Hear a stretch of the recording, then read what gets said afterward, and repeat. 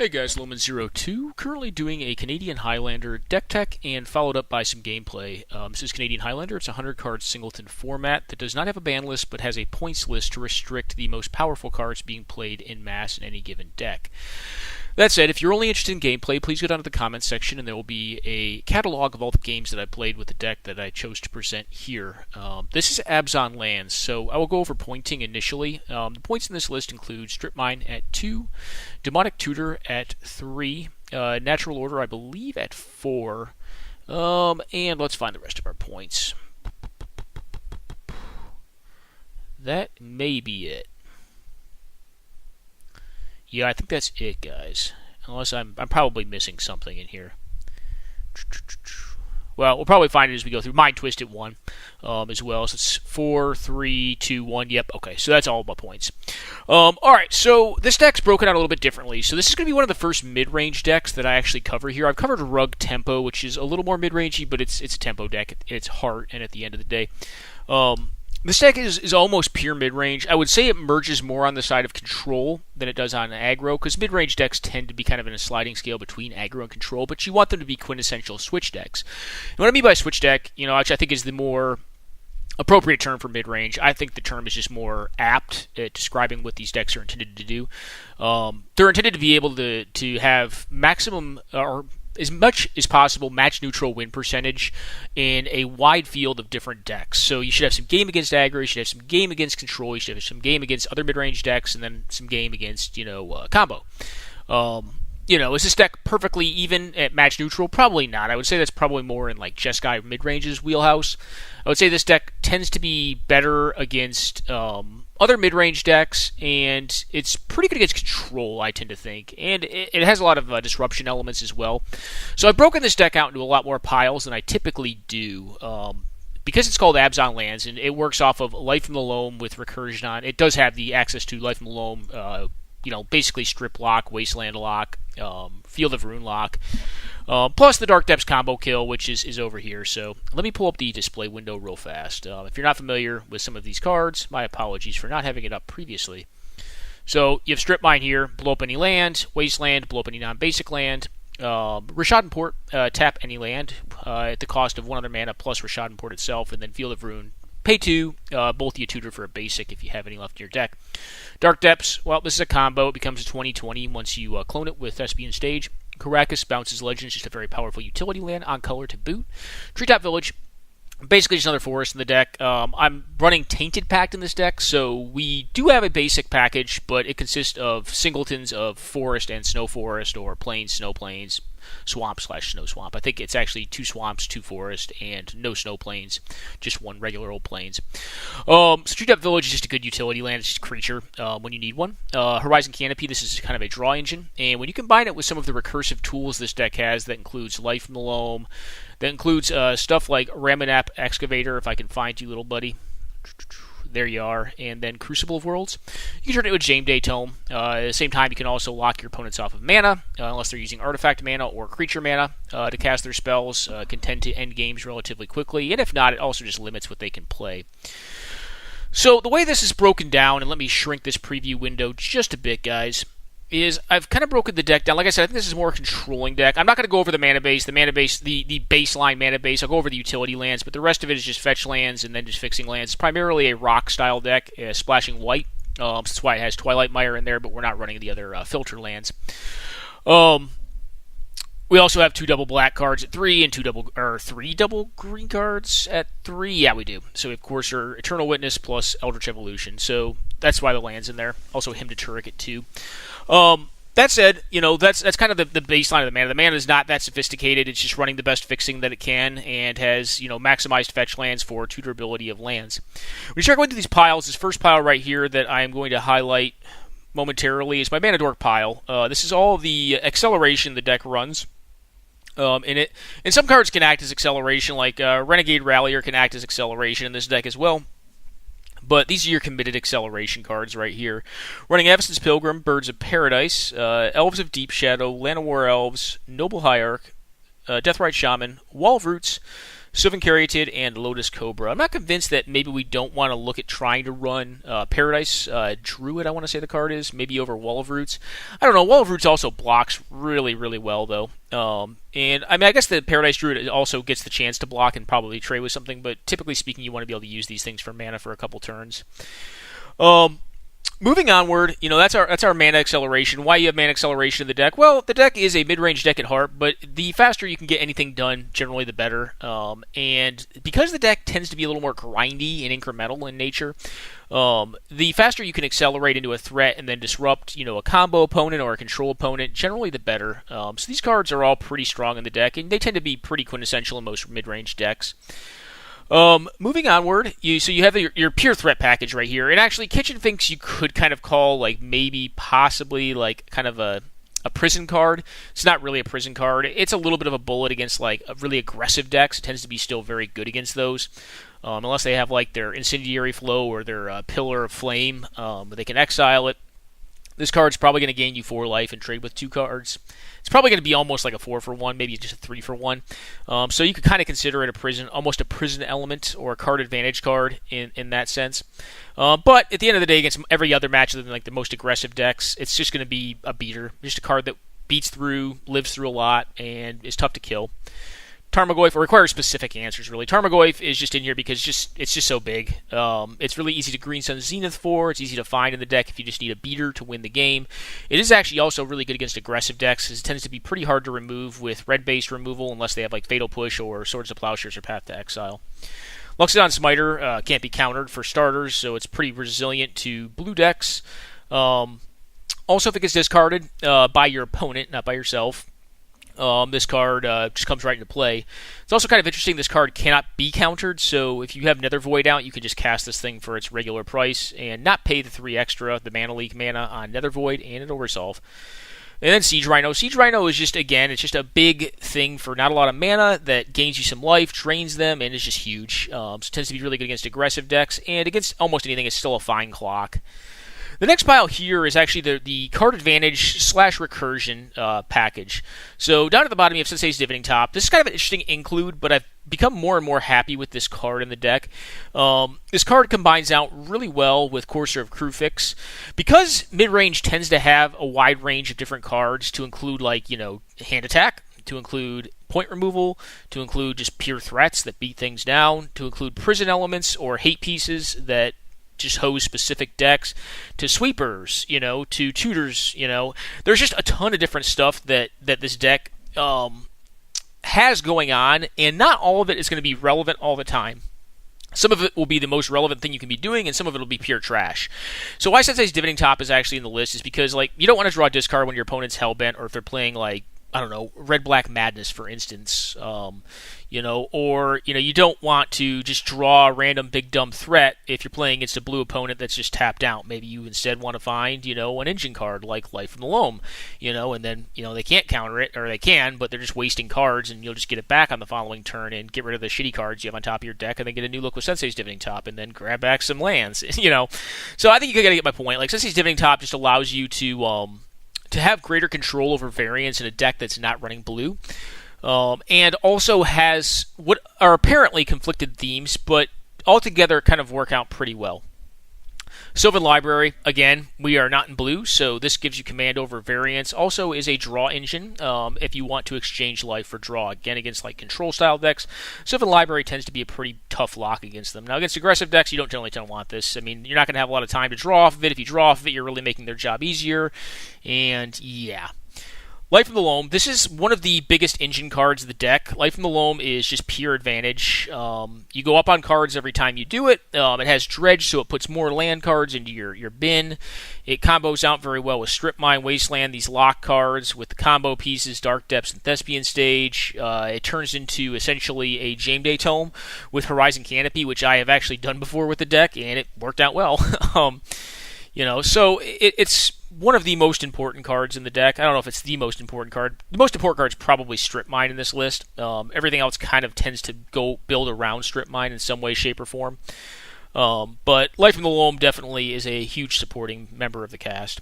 Dark Confidant, just a draw engine. Now, you may look at this deck and say, well, you have Titanias and Primeval Titans. A lot of folks think if you have 6 drops, you can't run Bob. Bob's great, guys. Like, you can run him. Like, there are going to be matchups where you don't want to run Bob, and maybe you cast him out and just block with him and lose him, or chump block to buy some time, or you see him with your Sensei's Divining Top and you just bury him in fetch, so you don't have to see the card again. But in a lot of other matchups, this card is really great. Like, against combo decks, like, Bob's great because, like, you don't really care what your life total is generally at. I mean, maybe not if you, like, think they can have a mini tendrils, but I mean, like, against, like, anything else, like eggs, whatever sort of combo deck, Bob tends to be fine because combo decks just kill you all at once. They don't kill you incrementally. It's just, are you dead or are you not? And I think against those decks, this is great. Against control, Bob is very good. Even in mid-range mirrors, I tend to like him pretty well. And, against those kind of decks that run creatures, you can always just block with Dark Confidant. Like, you don't need to leave him in play. Crucible of Worlds, another pretty strong supporting member of the cast. I don't think it's quite... Well, here's the thing, the difference between Crucible and Life of the Loam. Life of the Loam is a lot more resilient than Crucible is. Life of the Loam also fuels itself, but Life of the Loam is less efficient. Crucible of Worlds, once it's in play, like, does not require anything else. You just keep on playing the lands out of your yard and get advantage off them. That said, it doesn't fuel itself like Loam does.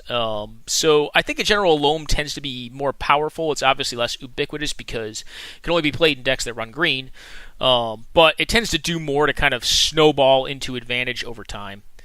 Renegade Rallier, this is just gas. This card is really great in this deck. I often find that it's tough not to be able to get Revolt with this card. Sometimes it happens, but oftentimes, the highest upside is just getting 2 Strip Mines in a turn. But just getting a fetch land back, or like a Mana Dork that died in combat, or got Fatal Push, is still very strong.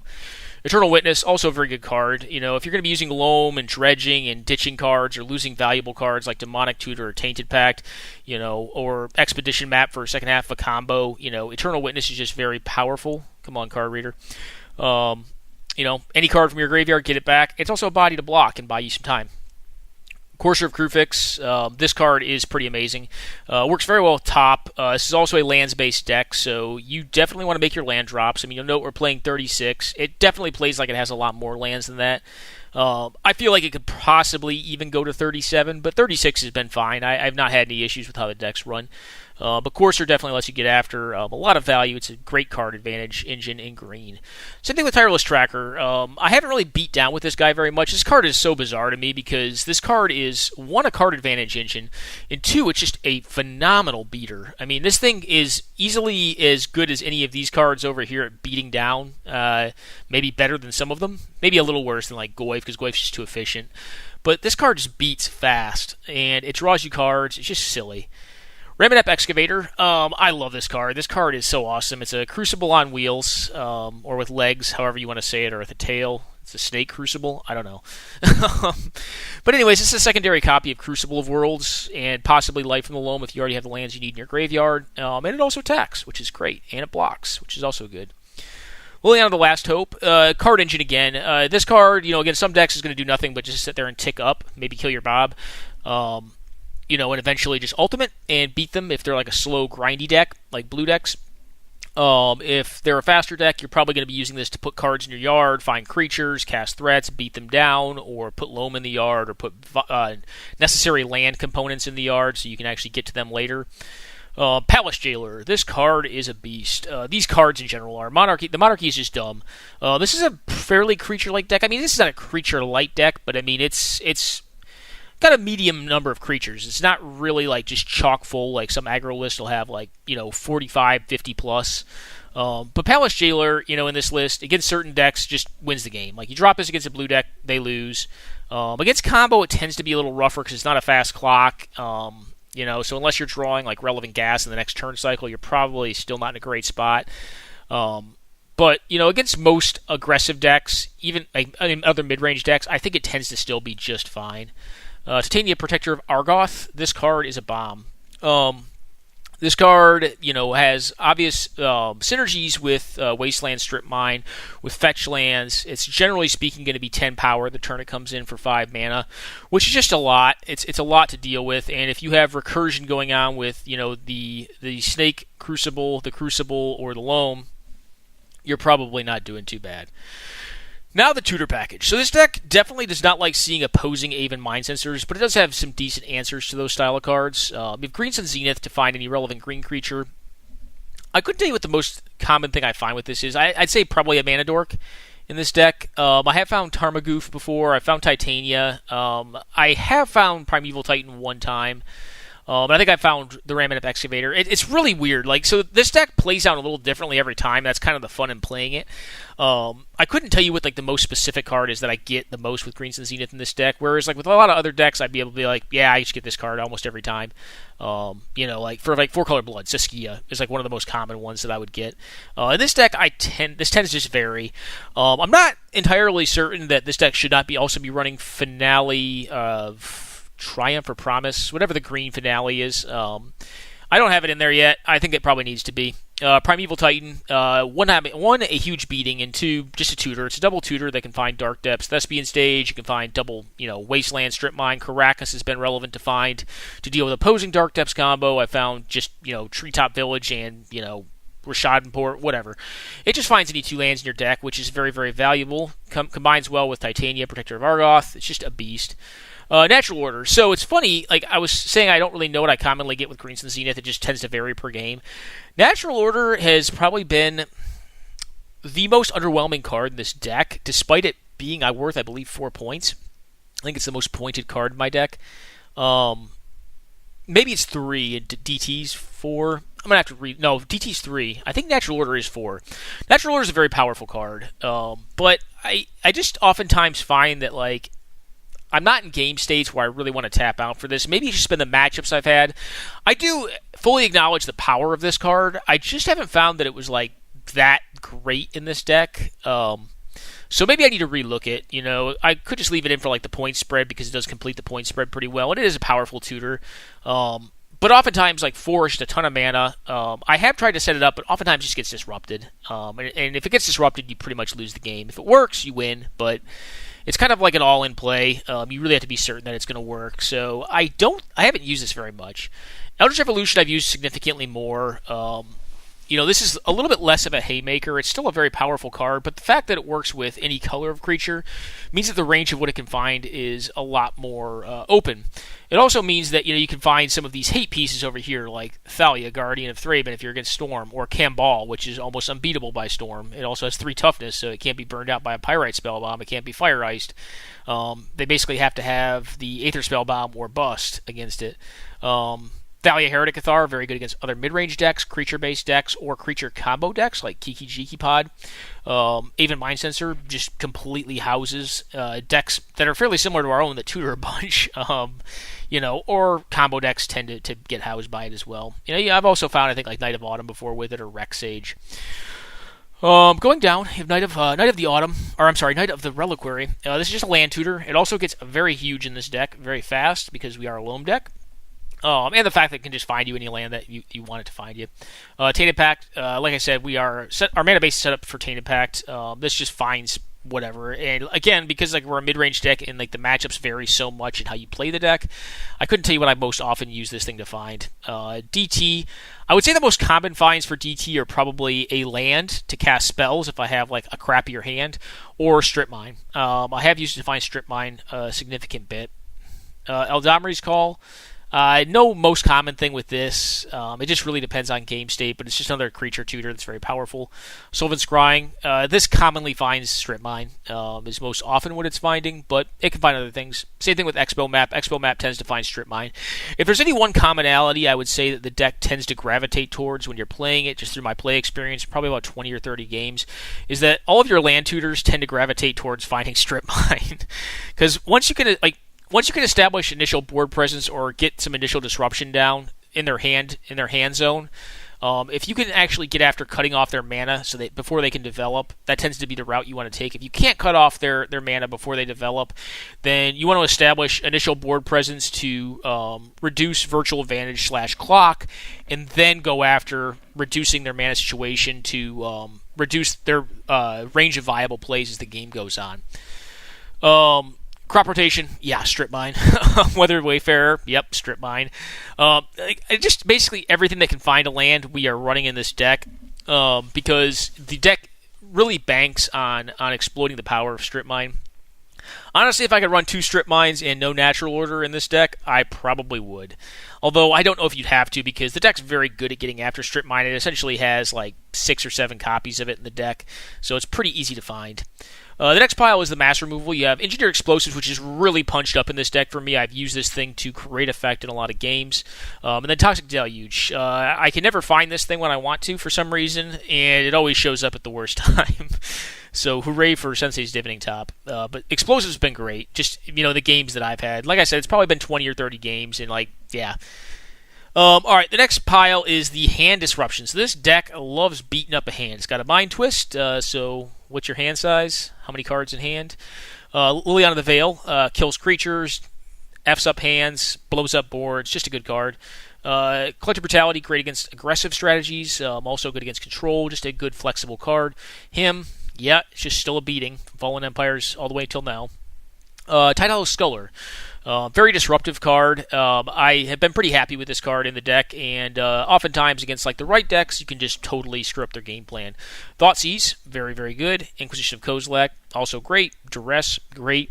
Cabal Therapy, this is a card that initially I was a little dubious about, but this card's grown on me a lot in the deck. One, I've got a couple blind hits off of it, and two, you have so much hand attack in this deck that oftentimes you have a very good idea of what's going on in their hand. And there's also a lot of tutors, there's stuff like opposing, Courser of Crew Fixes, etc., where you can just get them very well with Cabal Therapy. Card's very powerful. The next pile is the hate pile. I kind of already went over most of the hate cards that are in the deck, and they're also serviceable mid-range threats. You have your Scavenge Goose for Reanimator, Thalia for Spells Matter decks, Cabal Spells Matter, Thalia Heretic Cathar, mid-range aggressive decks, or creature combo, even Mind Sensor, anything that tutors a bunch, basically everything.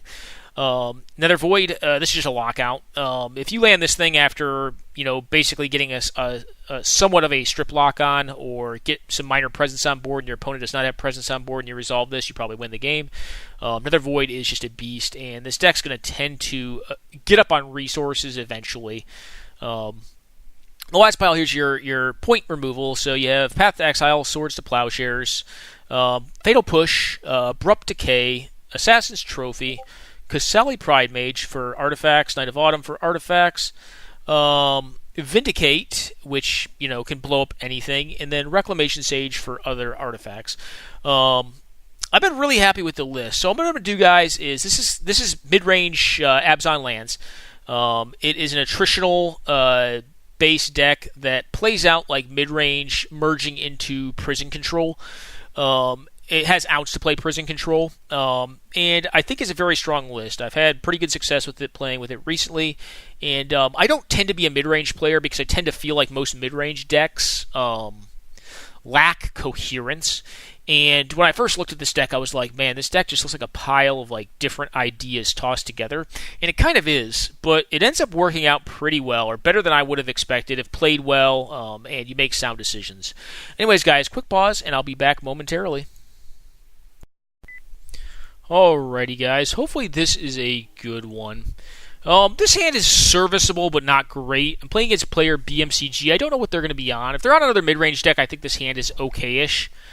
It doesn't really do a ton. It's got some removal.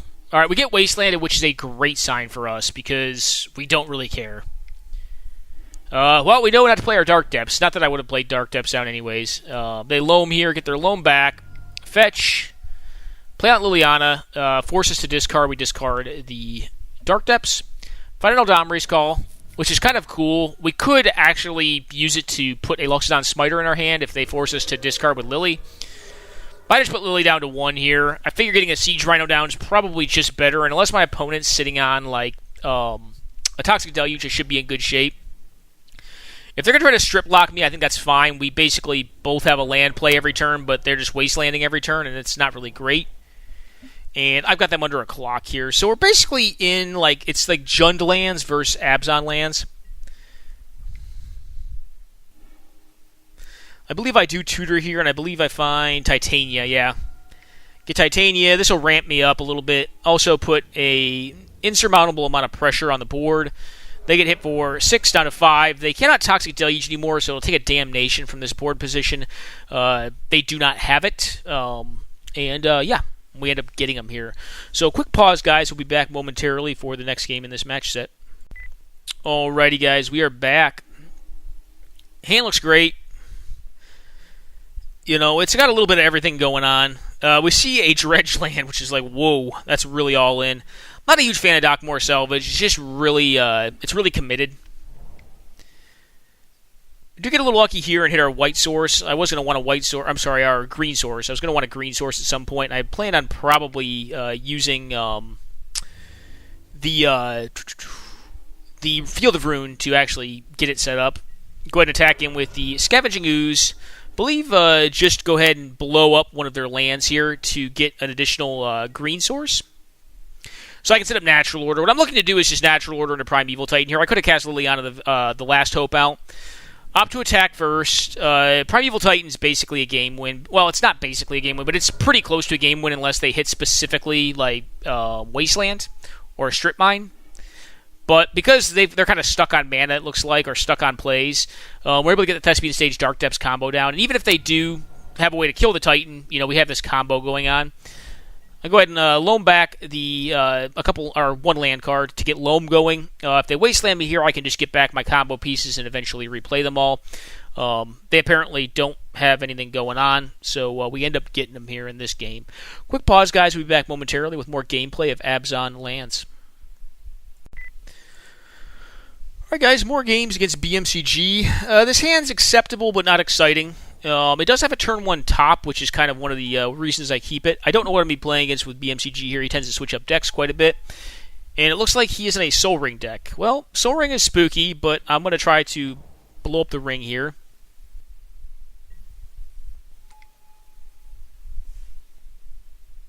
Quick pause, guys. Alright, guys, we are back. So we end up blowing up Soul Ring with the Abrupt Decay, and then have a follow-up Night of Autumn with Strip Mine Lock. Yeah, opponent's just done here once we show them the Night of Autumn, and we go on to Game 2. So we appear to be playing against some sort of Academy deck. These decks have become a lot more common online, probably due to the notoriety and exposure they get on notable streamer Ben Wheeler's stream. Quick pause, guys. We'll be back momentarily. Alright, guys, back for game number 2 against Academy. This hand is gas. It's got a Natural Order line. It's got a Strip Mine. Opponent's hand is gas too. But they've pretty much tapped out to put basically 2 mana on the following turn on the board. So I just go ahead and Wasteland them turn 1. And they have nothing else. So hand is gas. Go ahead and throw it on the birds. I'm sorry, a Noble Hierarch. And nothing. Hymn them. Play out of birds. This will just take away some of their payoffs. Their payoff was Windfall. They finally find the land, but they're short of Windfall. And I'm at 4 cards anyway, so it's not like I lose all that much. Although, I mean, this hand is gas. I don't really want to get it Windfall. But yeah, you know, early interaction, some quick ramp, some crucial land destruction here. Was just able to lock it up, and that's kind of all she wrote for this matchup. Do I think this is repeatable against Academy? I don't know. I played this matchup like probably 4 or 5 times, and I think I lost it once and won it 4 times. Yeah, I think I played it 5 times. Then I played against Ben Wheeler's Eggs with him piloting it, and I think one other time against another player. And I got both those games too, so I think it's very winnable. I just think it's kind of draw specific. Or you need to be very discerning on how you use your resources, and if you have any command over variants, what you decide to keep and not keep. So yeah, I do think the matchup's winnable. I do think their deck is infinitely more powerful than this deck, but more disruptible. The more powerful decks get, you know, the more narrow they get too. You know, like I know some folks are lamenting Collector Upe or Ufe being printed for decks like this that we're facing right now, this Academy deck. You know, and if your deck fears a 2/2, it's not a good day, right? Well, it may mean that your deck's just that powerful the cards need to be printed to deal with it as well. But I do like to think that Fair Magic has the right tools, if played well, to actually beat the unfair stuff that actually happens in a lot of Eternal formats. You know, is Midrange my cup of tea? Not really. Is hard combo my cup of tea? Not really. Probably more so Control. But, you know, I do think that if you're playing Fair Magic, if you play it technically correct, you can actually have some advantages against even the most unfair decks and formats as well. And that kind of goes to show, like, just the numbers that I've seen in the games I've played kind of have gone to reaffirm that for me. But not everyone likes Fair Magic. I know a lot of folks love the combo, so that's not happening here in this deck, but maybe we'll cover that at some point in time. All right, guys, quick break. We'll be right back with the next game in these match sets with Abzan Lands. All right, guys, back. We're playing against Jester's Recap here. First hand had a strip mine and a bunch of cards that it couldn't cast, but no other lands. This hand's a keep, but it's dicey. Jester's Recap plays red-black, so I know this going in. Natural Order goes directly to the bottom. It's a very powerful card, but I'm not going to bank on my Elves living, so I want to draw lands here. I draw the land, which is awesome. It's not really the best land I could draw, but I have a Life from the Loam, so I can get back the Windswept Heath and start kind of building up my mana base. This gets dismembered very aggressively, and I'm kind of fine with that, actually. I opt to just play out Bob here. Bob gets killed as well. Stinks. And they just pack it into Bob. I guess I didn't remember this game, guys. Hopefully the next one is better. Maybe they just didn't have lands. Alright, we're back. So, hopefully the second game is better. This hand is gas. It's got, it has a turn 1 play if it needs to. Get rid of this crop rotation to, like, Collective Brutality or, I don't know, a Duress off the top ropes. But it has a turn 2 Tide Hollow Sculler, which is very powerful.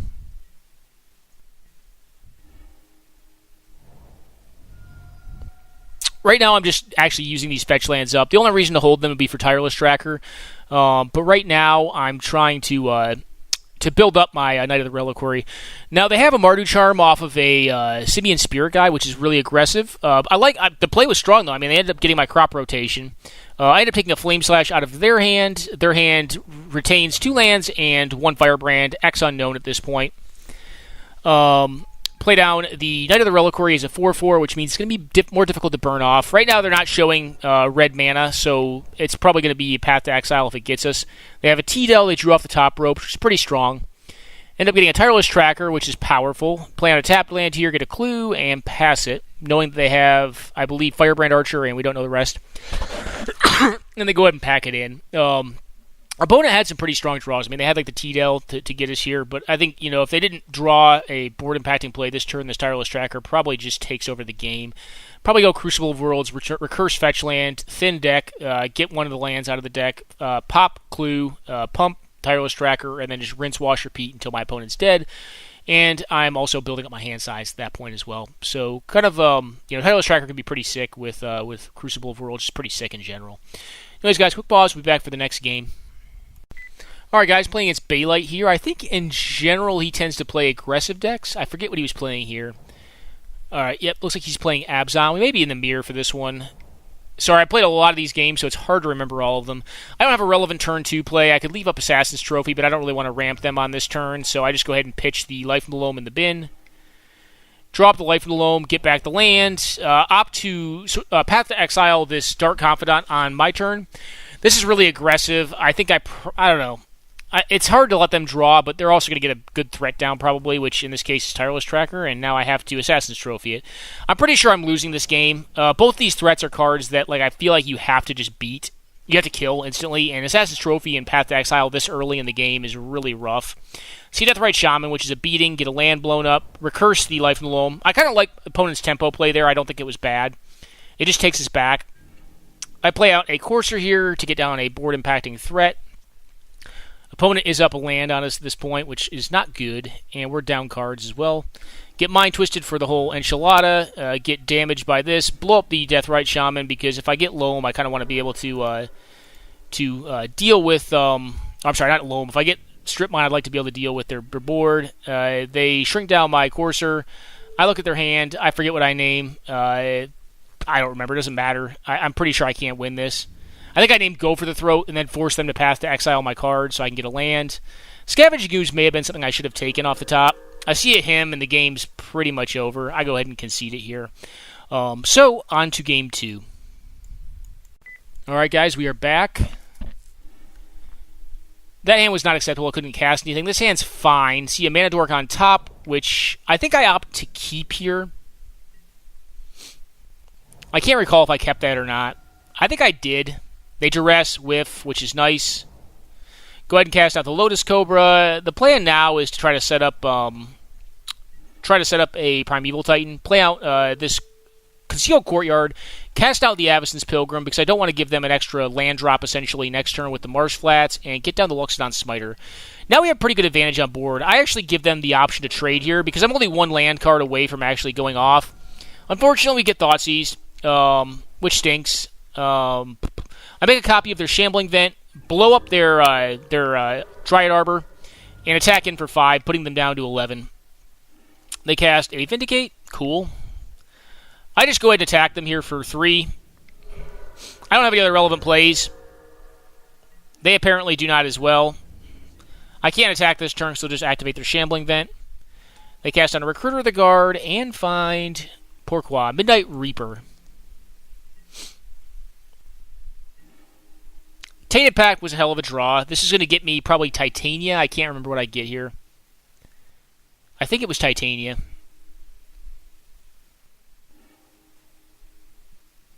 In my head now, I think it's what I get.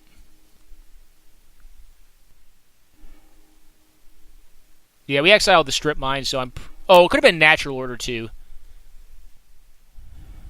No, it wouldn't be Natural Order because Primeval Titan's in my yard.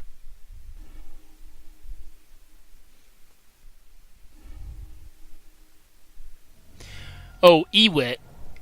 Ewit for Prime Time. That's what I ended up doing. If they're casting out a Midnight Reaper, I think Prime Time is good enough. This actually, I like this play. This makes sense. The initial thought I have in my head is that you go get Titania.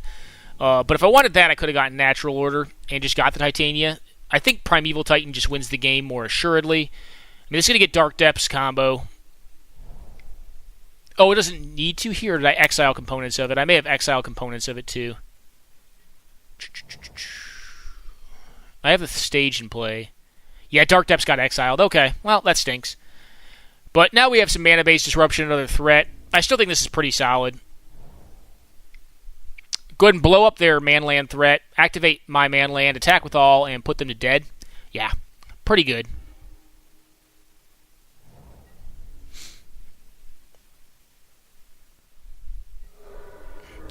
And on to game 3, guys. Alrighty, guys. Hand's great. Probably one of the best of the game so far. It's going to get on the board quickly, which, Path to Exile is a little bit more clunky. But if they're not doing much in the beginning and we're not ramping them like we were in the first game, I think we should in general be pretty good. I don't... Oh, I'm thinking in my head here, why didn't I cast out the Elves of Deep Shadow? The reason I didn't do that is I want to Rishport. I guess I could have played out Elves and Rishported. Why didn't I do that? I don't know what I was thinking. Maybe it was that I didn't want to get blown out by Toxic Deluge, because when they found Gideon... What did they find? I think it was Gideon. 1 second, guys. Alright, game log's not going to show up. I think I was worried that they had found Toxic Deluge, but I should have known at the time what they got. Get back fetch. Leave up Rishport. Attack. They take. We've got a Siege Rhino with activation on the Rishport on the following turn. They cast on a Sculler. Cool. Attack with both. If they want to block, cool.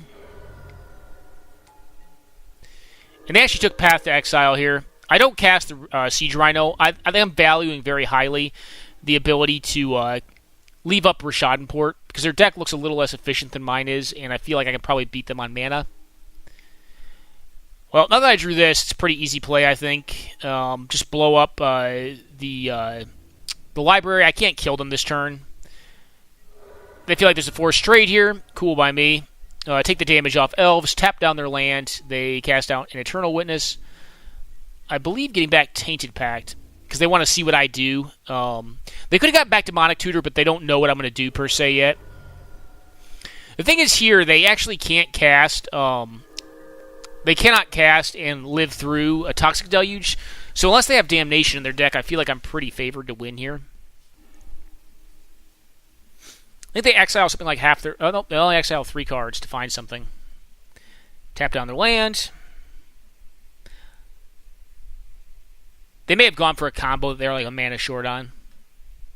So they GSC for Tarmogoyf, cast Reverse, cast out Tassiger. This is not good enough. They know I have Path to Exile. I attack with all. They block with the Goof. Kill the Goof with the Path to Exile. Trample damage kicks in, plus the 1 off the Elves, puts them to -2, and that's game over. Alright, guys, momentarily be back with the next game. Alright, guys, back. We're playing against Train Boy here with Abzan Lands again. So, Wooded Foothills go. That could mean a lot of things. If it finds it finds a plateau. So that could mean Jeskai. Nope. It means something with a lot of colors in it. I just go ahead and play a land here. I could strip mine them, but I'd rather get a threat down or a Crucible. I see a Monastery Mentor, and that has me a little nervous. They also are playing a ton of colors, though. They don't do anything on their turn, so I'm pretty leery of a counterspell. I go ahead and knock out one of their blue-producing lands in case they have a double counterspell. Make it out of the Autumn just to beat down. And also possibly block some of these night tokens. Alright, they cast on a Grim Tutor, which I think I'm fine with because I really don't know what they're up to at this point. Tangle Wire's pretty bad against Mentor. Go ahead and get down the Crucible, start popping lands off, and I think I send in with the Knight of the Autumn and leave back a blocker here. I may be playing a little too timorously around the Monastery Mentor. Alright, they appear to be some sort of combo deck. Time Twister doesn't see a lot of play outside of more committed combo decks. They do effectively get rid of my my Strip Mine at this point.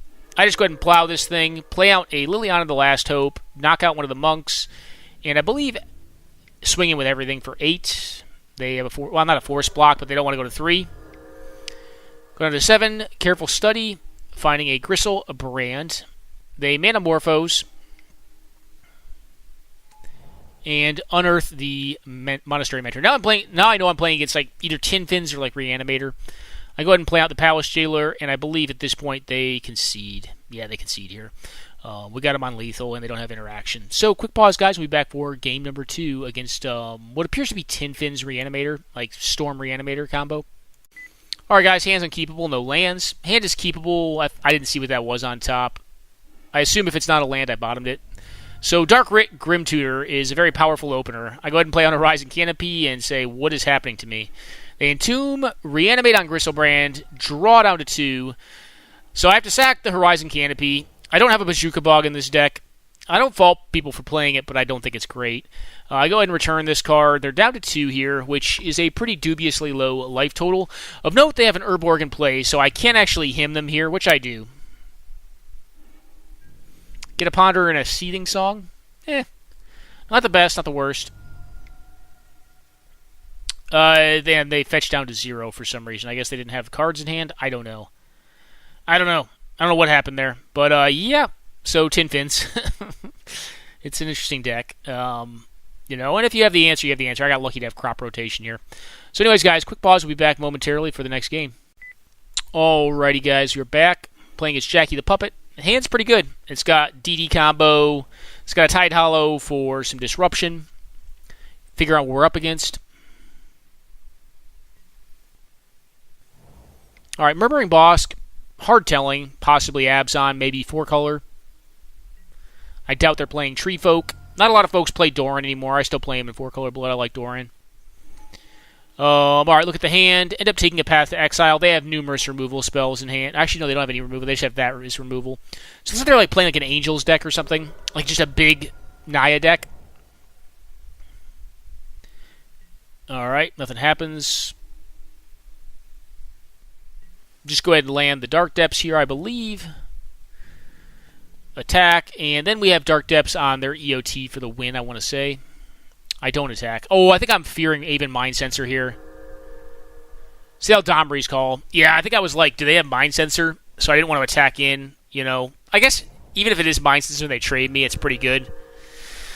They find a BBE, a Bloodbraid Elf here. Cast it, get a Mox. Cool. That means my combo's going to go by uninterrupted. I don't believe they attack. No. And part of the reason that I did end up getting the... I believe I just concede to that. Part of the reason I did take the Path to Exile is because I don't want my Merit Lage to get Path to Exiled here. And with them tapped down, it's not going to happen. So anyways, guys, quick pause, and we're back for game number 2. Alright, guys, we are back. Hand is medium. I opt to keep this. I probably shouldn't have. Draw land, of course.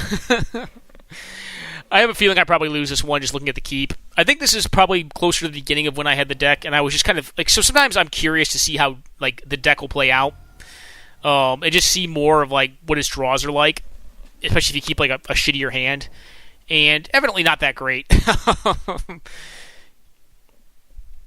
This is also probably a deck that gets a lot better with like London Mulligan Rule or Sorensen Mulligan Rule, just due to the fact that it does have a wide variety of cards that are good in different matchups to differing capacities.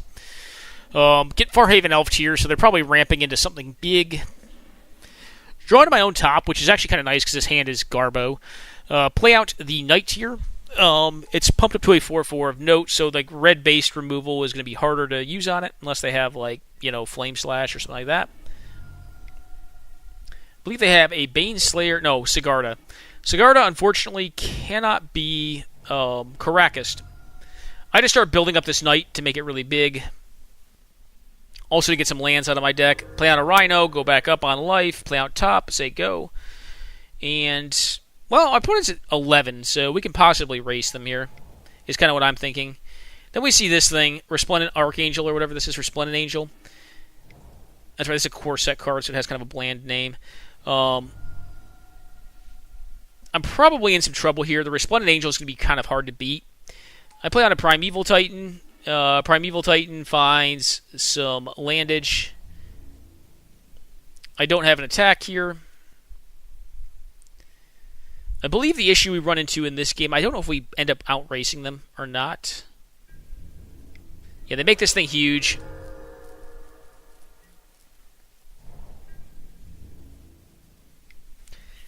I end up having to attack in.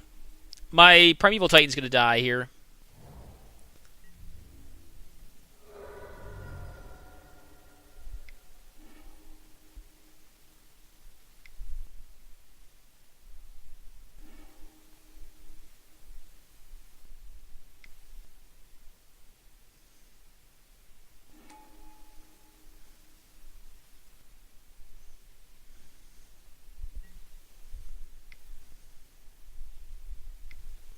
Yeah, I think I just misplayed here. I think I make a mistake here. Or the game's misremembering itself. Yeah, I think the game's misremembering itself, guys, because now it's trying to say that I used the Field of Ruin. So unfortunately, the replay's broken here. I believe I do win this game, but this is not how it played out. I didn't play on a Palace Jailer. I'm like looking at it and being like, why would I do this? What I end up doing is, I believe, getting a 20-20 down and winning the game. With the Knight of the Reliquary. So what I had to do here... Oh, wait, no, maybe I don't because they have Wasteland in play. So, basically, this is a weird game. I don't remember if I won this or not, but the game's hopelessly broken. I know we won the game, but I don't know if we won this or we won the match. I don't know if we won this game. It was tight because of this Angel and the lifelink and the Wasteland that we had to play around. So, like, what the line was, if they, like, take the waste or the Dark Depths, I blow up the Dark Depths into something new. If they pass the turn, I can just get them because I can blow up the Wasteland, force them to respond to blowing up the Wasteland on Dark Depths, fetch for Thespian Stage with Knight of the Autumn or Knight of the Reliquary, and make it 20-20. I don't remember how this one played out though. Unfortunately, the replay is broken, so I'm going to go on a pause. We'll be back for game number 2 in this match set. All right, guys, we're back, and this is game 2. Hold up. Hold up. Let's try this again. All right, guys, so back for game 2. Nope, this is game 1. We had to have lost game 2 then. All right, now back for game 3. Take 40 million. All right, this hand's like interesting, right? So it's got the DT, which is castable. If it gets Wastelanded, it just loses. It doesn't have castable. It doesn't have mana to cast the birds here. But it does have some decent inevitability with the multiple tutors plus the Life Malone. What I have to do here is take a greedier line. I'm going to use the Field of Ruin to fix my mana. I get lucky and just draw it anyways. I just go ahead and cast out the Knight of the Autumn, blow up their Courser of Crufix. Believe they cast out a Thrun the Last Troll, blow up their land, play on a birds, and hang back. I'm going to get beat down by Thrun here, but I think that's fine. I just block to bide time. I go ahead and, I believe, cast out Sylvan Caryatid, Loam, get the Strip Mine, blow up their land, say go. They can't cast anything relevant. I have the Eldamri's Call, so I'm not too worried about this Thrun just killing me. What I'm going to try to end up doing is probably getting like a Titania or a Primeval Titan. Take 5 here. It's fine. Alright, we get Swords to Plowshare. I'm probably going to get Titania here is my guess. Yeah, because I'm taking 5 this turn. I don't know if I can afford to wait around for a completely additional turn and take 10, essentially, to get a Titan online. Yeah, we get Titania. Protector of Argoth. I just go ahead and put more lands in the bin. Fetch here. Go ahead and get Titania. Fetch again. And now we're just going to try to drag this game out and get as much value as we possibly can. If they cast anything, like if they use their Noble Hierarchy here, they can't attack because they cannot regenerate any longer.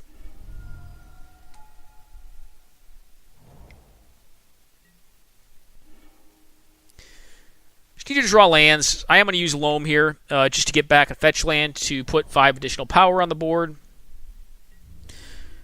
Go ahead and slam with one of the elementals. I could have slammed with both. I mean, if they trade with the Titania, am I that bad off if I have 10 power in play? Probably not.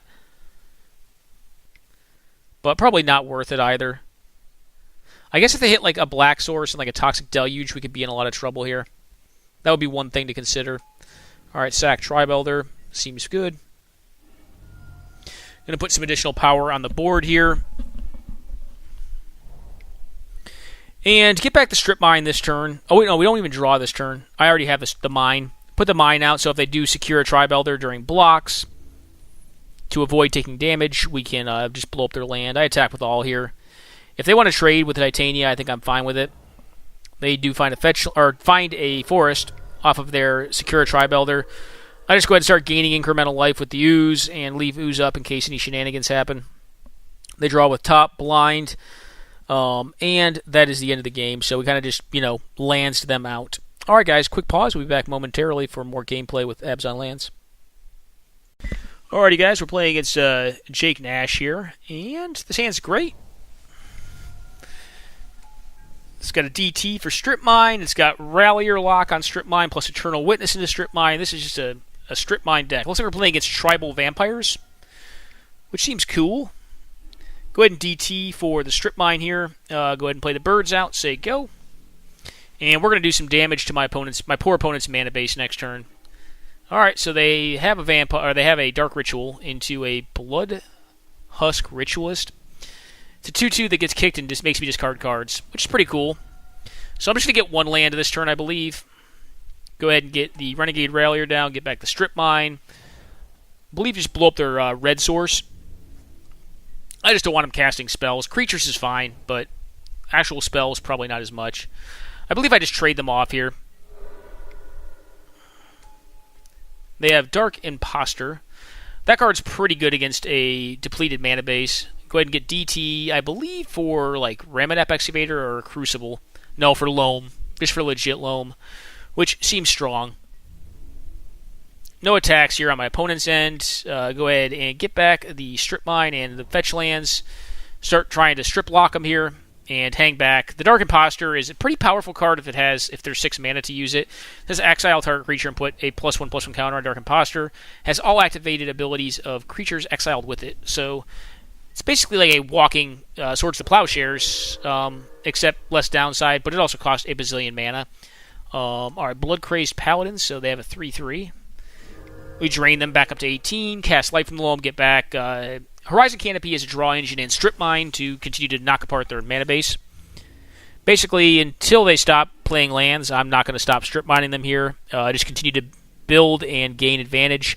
I go ahead and attack here because I drew Liliana the Last Hope, which means that I can attack, leave them with 1 creature with 2 damage on it, and kill it with the Liliana, leaving the board open, which I'm 100% fine with. They cast on a bunch of vampires that all die to Liliana. Play Life in the Loam, start strip locking them again, and say go. And once they run out of lands, what I'll probably end up doing is using the Horizon Canopy to just do Loam recursion.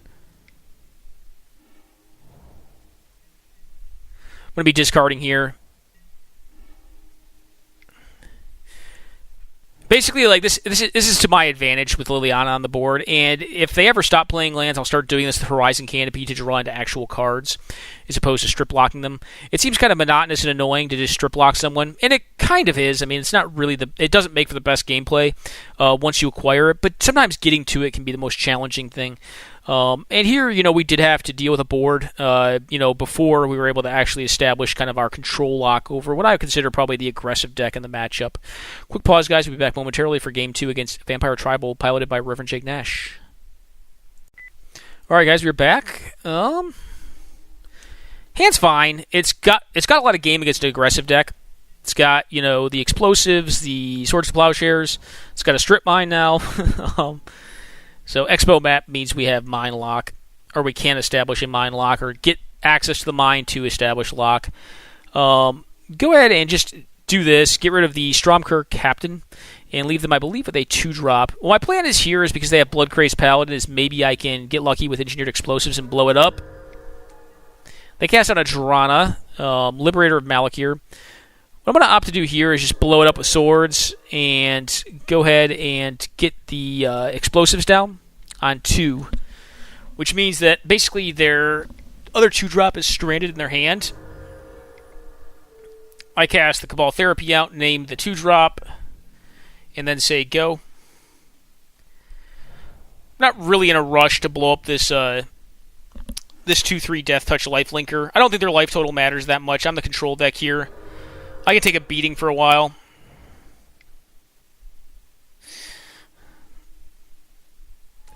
But neither of us really have much going on. Opponent casts down a Vampire Aristocrat. I just go ahead and get rid of it right now before it can get massive. They are on 0 cards here. I opt to attack to see if they want to trade, because I don't think I need mana dorks right now. I have plenty of mana. Go ahead and just blow it up with Assassin's Trophy, allowing them to find fetch a basic. I'm not going to play the Elves out here, because if they want to discard it, they can, but if they have like a Wrath effect, I'd rather not have it on board. They draw land, play on a land. I am attacking them for 1 turn, so slow and steady wins the race. Still going to leave the Elves of Deep Shadow in my hand. I actually don't opt to go for a strip lock when I draw the Ramanap Excavator. I opt to pick up the Horizon Canopy to start getting after cards, because I want to win. Draw into an Ooze here. They actually, I believe, draw a kill spell on the next turn. They're very flooded, if it wasn't obvious. But they actually are forced to eat the Ooze, because it's just too big of a threat. It'll kill them too fast, whereas the Ramanap Excavator is kind of the devil they know and can possibly deal with. Go ahead and pop the Horizon Canopy, find another fetch land, which is not great, but I've kind of given up on trying to strip lock them here. Although, Weather Wayfarer, that does give me access to like the Dark Depths combo, because I'm down on land permanents, which is kind of nice. Go ahead and fetch here, not fetch, but draw. Go ahead and look with this card, find Dark Depths, end up playing the Dark Depths out, play out the Kitchen Finks here. And unless I get Toxic Deluge this turn, I'm in pretty good shape.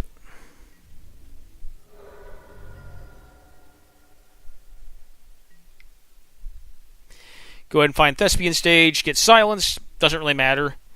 I don't need to cast spells this turn. Although Chem Ball is not a bad one. Go ahead and attack for some damages, pass it. I don't know what my opponent draws, it's not Wasteland, so I think they lose the game.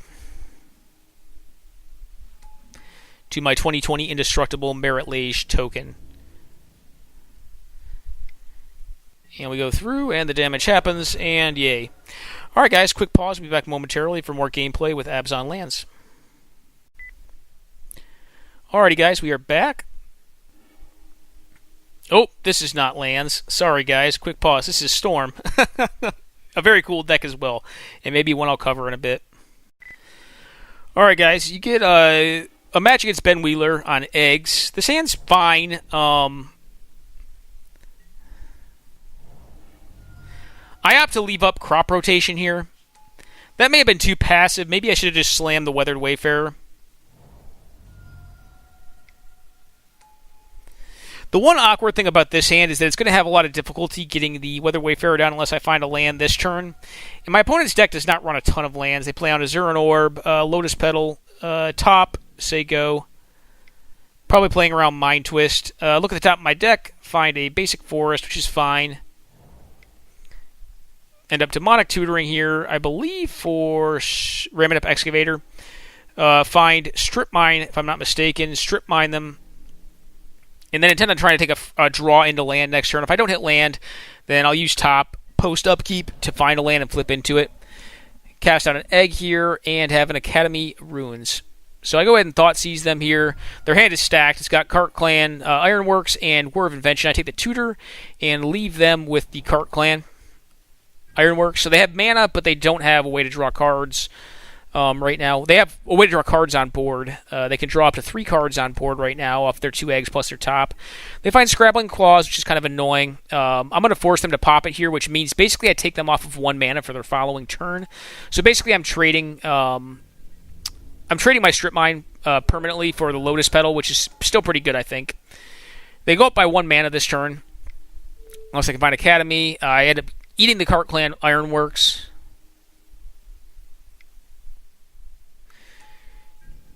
Get the Scavenging Ooze down. They go ahead and recurse the Cart Clan Ironworks. It's on top of their deck, so I'm not going to be able to get that, and they have top to move it around. What I end up doing is getting the Abrupt Decay here, blowing up their Mind Stones. It takes them off of 1 total mana, so they can't cast Ironworks next turn if they opt to draw that. I mean, they possibly could if they sack a bunch of eggs and hit a land, but it just limits their capability to do that. They go ahead and return a Lotus Petal, putting it on top of their deck. I assume draw into Lotus Petal here. Probably should have played it out. I think Ben was tired by this point, though. I go ahead and fetch into Vindicate, blow up the Academy Runes with Vindicate to take them down to 2 mana, plus the Petal, which means that they still can't cast the Ironworks, and this puts them to dead on the following turn. Well, not quite dead, right?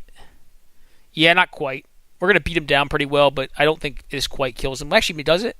This is 5. If they can't do anything next turn, yeah, they die. All right, guys, quick pause. We'll be back momentarily for game number 2.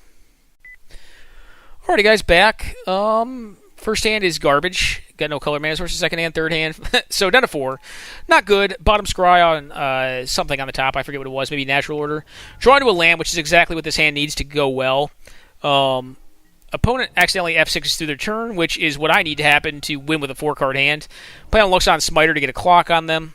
Could have gone for the Wall of Roots, but the chances of me drawing a card I need Wall of Roots to be in play to cast is very low. Cast out Wall of Roots, cast out Deathrite Shaman, and now we somehow have if we draw a land, we have a turn 3 Primeval Titan, or turn 4 Primeval Titan, which is still pretty good for a mulligan to 4. That's a strong hand. It's a strong sequence of plays, rather. Not as degenerate as eggs, though. So unfortunately, you're going to see that even though we managed to kind of we do what we want to do with the deck, I don't end up getting Dark Depths combo. It's slower than just beating them down. And I'd rather just disrupt their mana base. They start cracking some eggs. Manifold, I assume, was a good draw. Scrap Trawler, very strong draw. They have Reshape for Black Lotus, I assume. Crack Black Lotus to crack another egg, get the Black Lotus back, make more mana with Black Lotus, cast another egg out, get the Black Lotus back. Scrap Trawler is a busted magic card. So is Black Lotus, really. They have Convoke here into Cart Clan Ironworks. I asked them if I'm dead. I'm like, hey, am I dead? And they're like, yep. And I'm like, okay, cool. If you're not familiar with this deck, like you kind of saw one of the ways that it generates near infinite mana. I think what he said he had is another Tutor, and he could find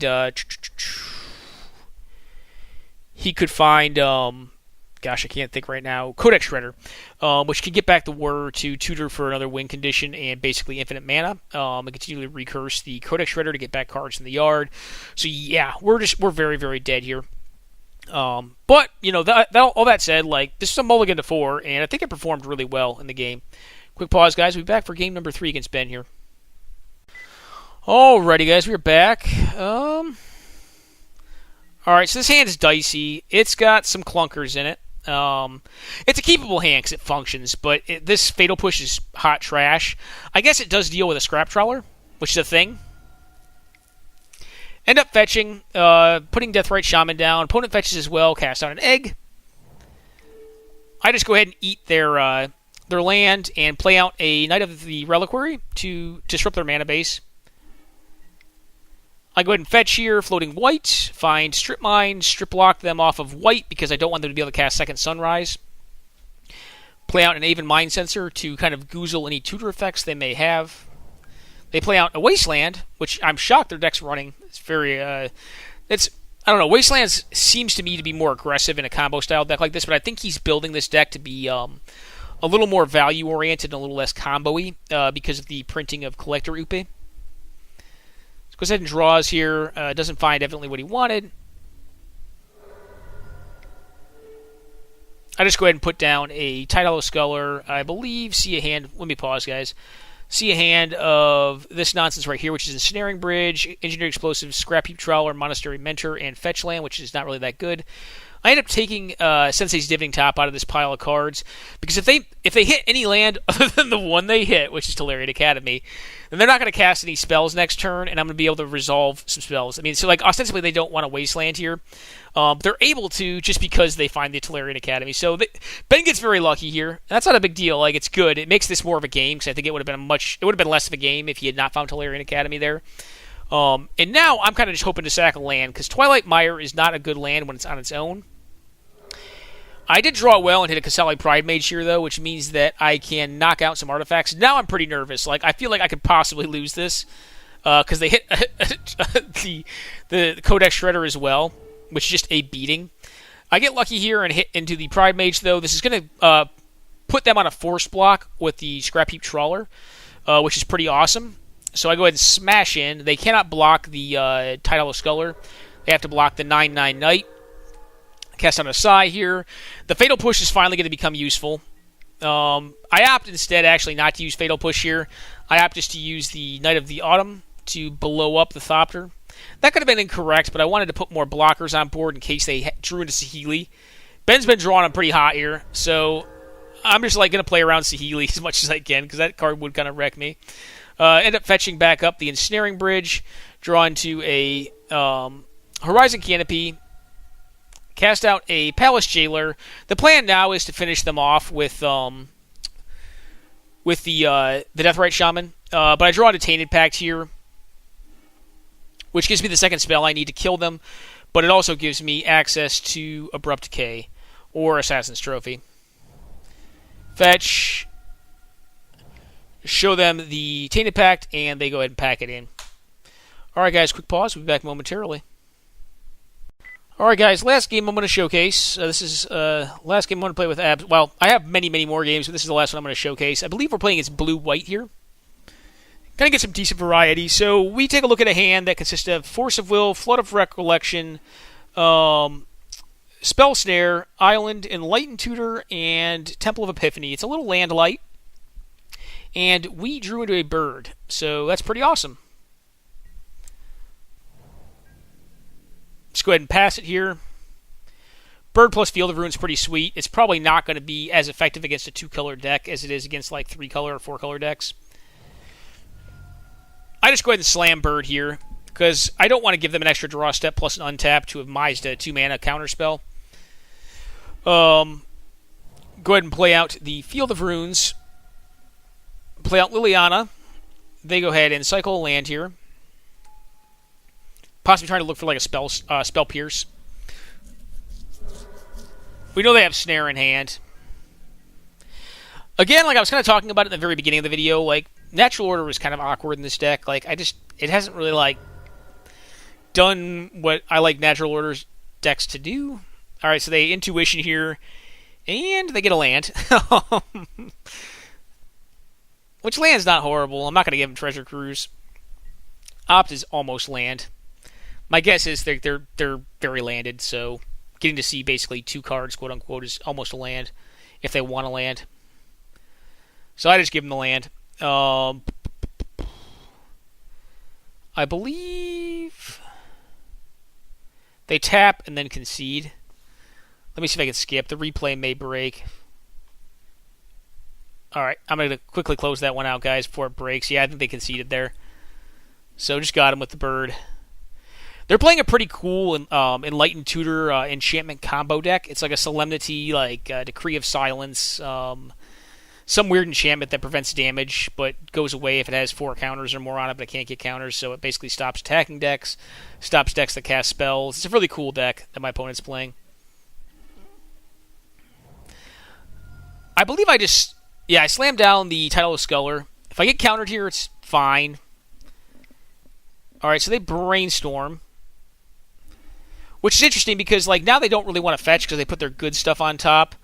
I end up taking the Negate here. The Negate's probably their best card here because I really want to just get down Lily and start trading their cards out. So I'm just going to slam it. I'm going to see what happens here. Throw away the Dark Depths. I don't need it. I'm probably not going to win this game with Depths. Depths is not really that great against decks like Blue-White. I mean, it's fine. It's a way to win, but I don't need to win that way. Now I draw a Burb, which is pretty big. So when they go to fetch, I'll probably cast the Burb out. Or if they go to Tutor for something like, Merchant Scroll, then I'll probably Burb them. They cast an Intuition. Well, prime time for a Burb. Burb is just a dumb card. Like, this card is really great in this format, guys. Just houses, folks. I believe they get an island there. Or maybe I gave them Mystical Tutor. It's kind of a joke. No, I didn't give them that because I knew they were going to Supreme Verdict, so I didn't want them to have the Burb. I didn't want them to have the Mystical Tutor. I get a Ramanap Excavator into play. Should have probably gotten back a Fetch land there, or a Dark Depths there, I guess. They go ahead and exile my Liliana. I go ahead and crop rotation to Strip Mine, get Strip Mine back, Strip Mine them twice. I have a -10/3 creature, but what's going to happen here is I'm going to strip lock them out of the game, and eventually, once I've strip locked them out, I'm going to cast this Knight of Autumn, get back my Liliana, and win the game. So that is going to be it for today, guys. I think that's a wide enough variety of matchups. You got some mid-range. I've played against aggro decks, but you didn't get really good aggro subsection. You got some combo decks. You got some other mid-range, some control. Yeah, I didn't really get a good aggro deck in there. So, sorry about that. I'll try to look for another aggro deck or aggro matchup at some point in time if you guys want to see more of this. I don't commonly play mid-range, but I was really impressed with this deck. It performed really well despite my predilections against playing mid-range. And yeah, if you were to want to try to play mid-range and you want to be on the more of the controlling side of mid-range, I would strongly recommend this deck. It definitely plays out more like a board control deck than it does a mid-range deck, in my opinion. Maybe that's just how I play it, but it plays well that way and it's had good results for me. I think I probably dropped about 4 games out of like I said, like probably 30 or so. So the deck's performed really, really well, and I've been pretty proud of how it's done. So anyways, guys, hope you enjoyed the video deck tech and the gameplay with Abzan Lands. It's been a riot to play the deck, and I hope if you're interested in the format, this is a deck you'll pick up and give a shot. All right, guys, take care now and enjoy.